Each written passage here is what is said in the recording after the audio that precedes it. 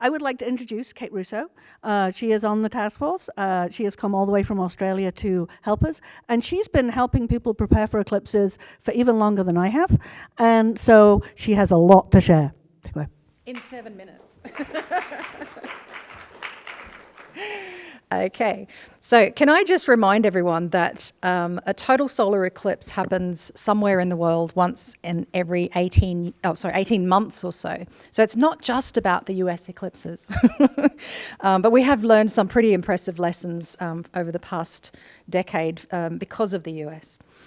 So it is about building on the experiences that we've learned from before. And I started doing community eclipse preparations from 2012. And so, of course, there's an Australian connection there. And so I was able to get the lessons learned from that eclipse. I became the eclipse coordinator for the remote Faroe Islands in 2015. And I was able to capture the lessons learned from there. And it was the first time really that there was a need for something to be able to have something tangible to pass on to the future eclipse planners. And so I did my first white paper around that time. But obviously the 2017 eclipse was a really, really big opportunity to capture some pretty important lessons. So I went all out with my own research on this. I did a needs analysis of community planners across the path. I was doing free consults with communities, and I was interviewing people at different time points. After the eclipse, I actually went into communities and interviewed the coordinators, the mayors, people who were there. I gathered a lot of the easily accessible reports to be able to pull together really good, solid, evidence-based strategies about how to proceed for the future eclipses, including the 2024 eclipse. So I put together the white paper, but one of the key messages from that is who's in charge, because this is the biggest barrier to people starting early. So we were able to really preempt that and help people along. And so it's now about the 24 eclipse that we just had and the lessons that we can learn from that, because there are huge lessons here. But can I just get a show of hands who is an eclipse chaser? You know who you are? Just hands up. Okay, so for all those people, I'm a psychologist, it's a trigger warning. I'm going to show an image that's going to be very distressing for you, obviously. The path, there's a lot to say about this. I can talk for 7 minutes, but I won't. But it didn't really play out how we were expecting to. There's a lot of lessons in this. And I think some of the important things are Texas. It's important that we capture some of the lessons here, because Texas was meant to be the place where we had the best chance of clear skies. A lot of the media programs were centered in Texas. A lot of the research projects, a lot of chasers were going there. And the way the clouds happened, people had to relocate out of the state, and we had a mass exodus there. And so there are some really important lessons to learn. Michael's going to be doing a presentation shortly on the visitation. Laurie will be talking about transport impacts. So I'm just going to focus now on some of the things about community planning, some of the lessons that I think are really important that we capture now for future benefit. The first of these is how we decide on scope.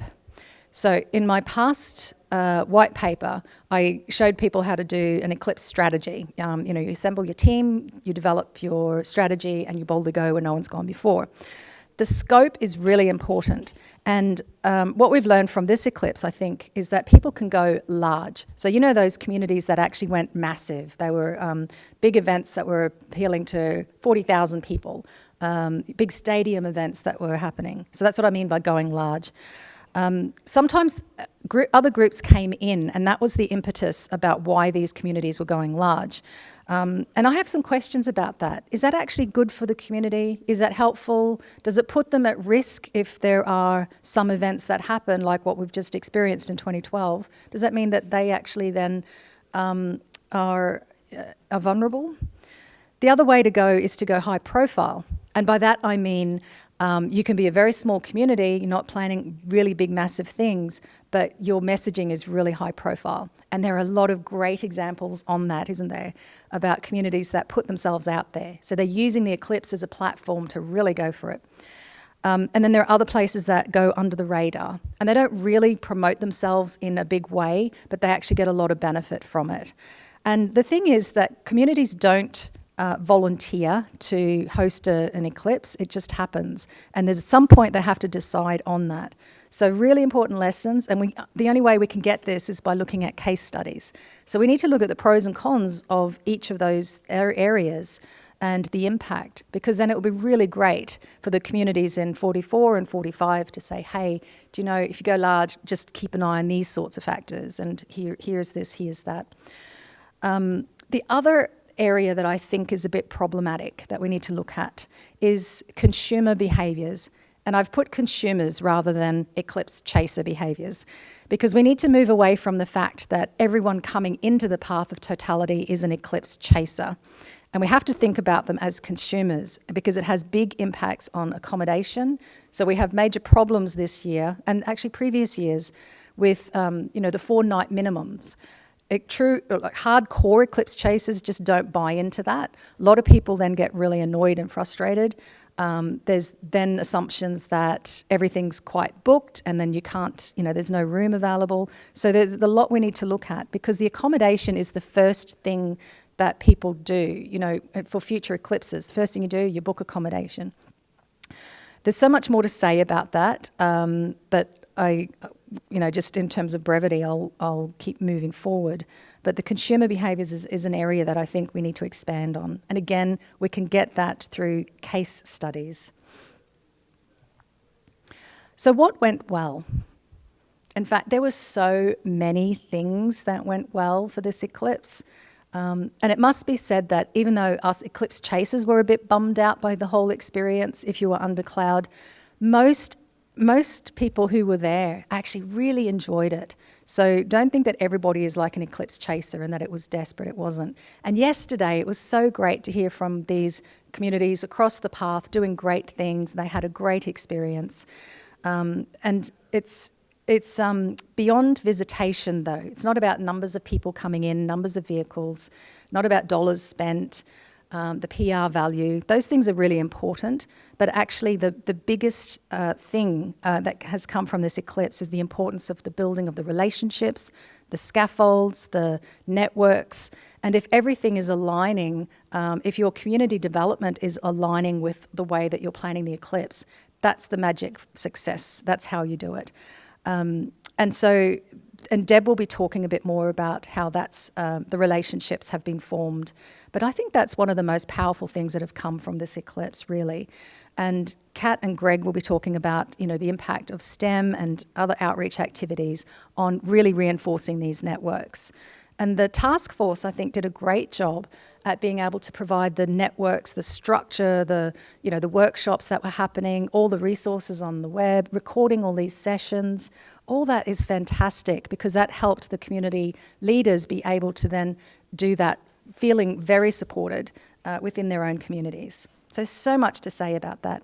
And Dennis will be talking a bit more about libraries and schools. And really, libraries were the star of communities, weren't they? And many of us did library presentations, and it was just great to hear how vibrant things became. So if there is a call to action, well, there is a call to action. If you are a community eclipse coordinator, you're probably thinking you're winding down, everything's over, but there's a little bit of documentation that needs to be followed through. And this is really important for us to be able to capture the lessons. So here's what you need to do. You need to capture the impact. Those are the visitor numbers, the direct spend, the PR value. You need to do your after-event reports, the ones that you would do at the end of the month or at the end of the quarter. Use those two things to then write a case study and submit that to the AAS bulletin. So this is a really great initiative that the AAS has done and supported. So it's the special edition of the Celebrating the Wonder of Science in the Shadow. Don't be put off. So I think a lot of communities have been put off by the fact that it says science, but actually it's capturing the lessons of how we prepared for the eclipse. So write that up, and then once you write that up, do a media release and then point to that, because that's your legacy. Any time in the future there's another eclipse, journalists are always looking for communities who've had this experience. They will be able to find you. We will be able to find you to pull out the lessons learned. And of course, gold star case studies, Deb doing things in Rochester. A lot of places do not have the resources like Rochester does, but Perryville is another one which is a gold star. And from a state level, Ohio really rocked in how they approached things. And if you're really not sure about how to write a case study to submit to the AAS, it's really simple, straightforward. Sandlin has made the process very friendly. And I wrote something which captures, what I wanted to do was to write it as a model that other people can follow. So I did this, you can have a look at it, and it's putting any information that you have there. And I used photos to tell the story, the narrative about it. I included videos as well. You can make it as short or as long as you want, but just publish something and put it in there. So I just want to say that it's been a real joy to be part of the task force actually for the past 10 years or so. And I feel a big loss because everyone's winding things down until 2044. But of course, Australia, we're picking things up. So my goal, I would love to have an international solar eclipse task force because I will be continuing doing these. I'll be continuing to capture these lessons for the future. And of course, in 2044 and 45, I will have more lessons from Australia that can then inform what you guys do there too. So it's always about building and reflecting and building some more. No, don't have to reinvent the wheel. Thank you.